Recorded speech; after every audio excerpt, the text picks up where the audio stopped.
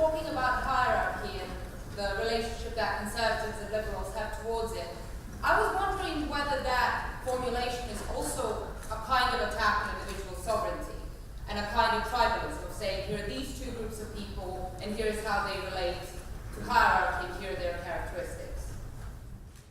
Well, it would be if I was trying to reduce all the individual variability to that. But to note that people vary across a dimension is not necessarily simultaneously to limit all the variability to those dimensions. There's lots of other variability. And your question, to some degree, is whether the act of categorization is in itself a limitation on individual freedom, I think, if you push your question all the way down to the bottom. And the answer to that is, to some degree, yes, but it's also a precondition for individual freedom. So, is that sufficient? But you sort of do have certain predispositions that you're giving in the same way in which people from political correctness are trying to say this is what it means to be a woman, these are the kind of things that it is expected from a woman to do to defend herself. And it seems to me that you are making a similar claim about this is what conservative people do, and this is how they always relate to hierarchy.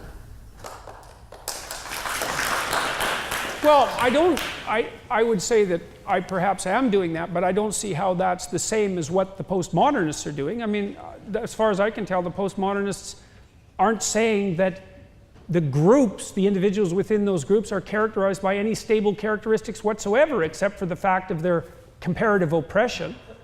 So I don't understand the first part of your argument. I mean, part of the reason the postmodern types have been going after me is because I've dared to say that men and women differ in temperament, which, by the way, they do. So, now, you know, that's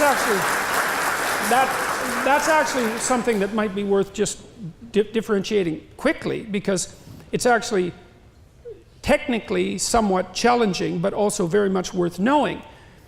I was debating someone on a panel this morning on a TV show, The Right Stuff.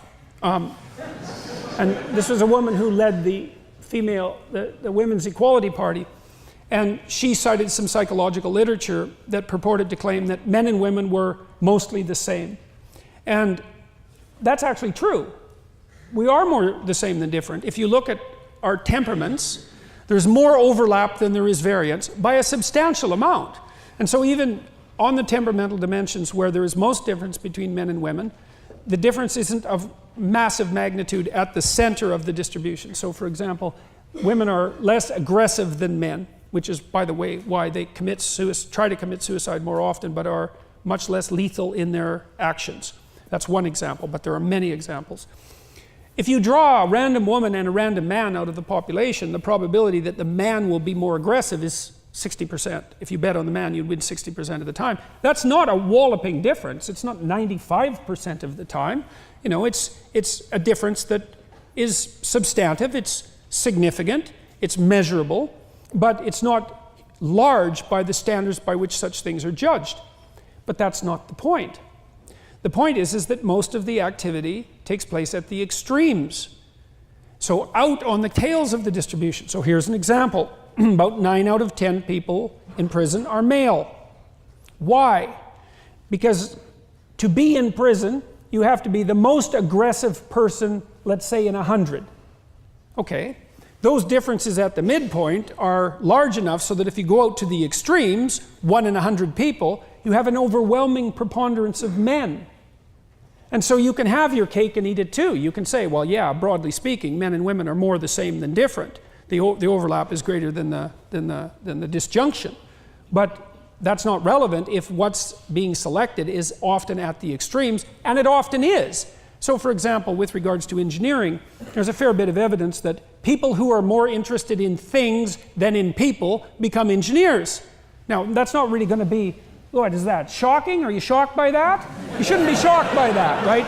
You can tell that not only by what engineers do, but you can tell that by how they think, and you can tell that just by talking to them, if you know a bunch of engineers.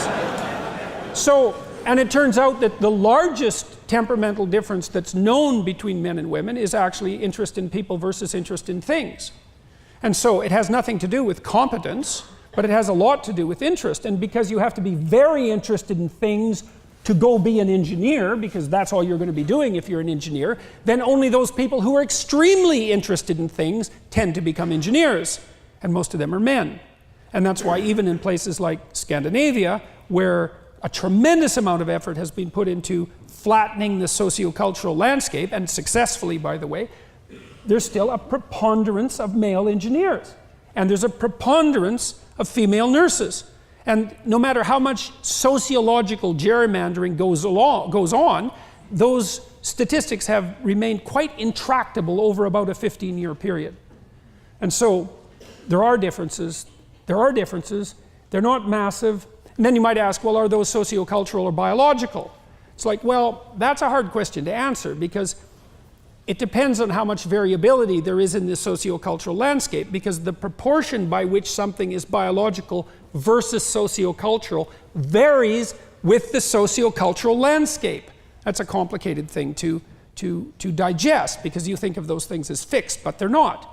So, but what we have demonstrated quite clearly, and this is mainstream science, despite the fact that people don't like it, this test has already been done. So we developed a personality model that's pretty stable across cultures, purely derived from statistical processes, an atheoretical model if there ever was one, and quite an unattractive model because of that, conceptually, but that's beside the point.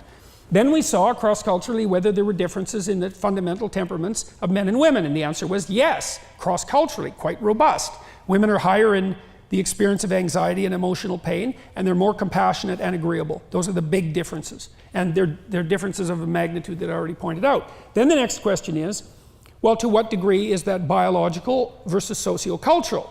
And it's complicated because that variable depends on the sociocultural landscape, but we'll put that aside. You can determine that by stacking up countries from those who have done everything they possibly can to flatten out the sociocultural landscape in relationship to gender, to those who haven't, that are still very stratified by sex. And then what you do is you look at the magnitude of the temperament differences in keeping with the variability that those countries have in terms of their sociocultural egalitarianism. And the sociocultural types, the social constructionists, their prediction is, as cultures become more egalitarian, men and women become more different, more the same, because it's environmental. That isn't what happens. Exactly the opposite happens. As you flatten out the sociocultural landscape, men and women become more different. The data is in. The experiment is done. Tens of thousands of people, multiple countries. And it's not what anyone expected. And you might think, well, it's all the right-wing psychologists. It's like, all the right-wing psychologists are in this room, sitting in this chair.